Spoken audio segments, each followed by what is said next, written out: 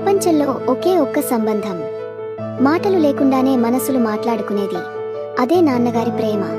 నాన్నగారు ఎంతో తక్కువ మాట్లాడేవారు, కానీ ఎంతగా ప్రేమించేవారో మాటల్లో చెప్పలేం. ఒకవేళ ఏమీ చెప్పకపోయినా వారి చూపులో ఒక భరోసా ఉండేది. ఒక్కసారి పక్కన కూర్చుంటే చాలు, మనసు హాయిగా అయిపోతుంది. వారు ఎప్పుడూ ముందు తినలేదు. మొదట మన కోసం చూస్తారు. తాము అలసిపోయినా మోసం వేసినట్టు నవ్వుతారు.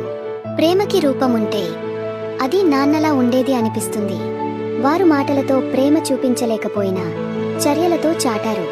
ఎప్పుడు వెనకుండి నిలిచి ముందుకు నడిపించారు. కొంతమంది తల్లులు కూడా తండ్రులా మారారు. ఒక్కరే అయినా 2 పాత్రలు భరించారు.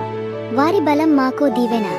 కొంతమంది తాతలు, వారి మౌనంలో ప్రేమ కనిపించేది. మనకు తండ్రులే. కొంతమంది అన్నయ్యలు తండ్రి పాత్రను తీసుకుని కుటుంబాన్ని నిలబెట్టారు. మనం ఎంత ఎదిగినా మన పునాదులకి పేరే నాన్నగారు. Happy father's day.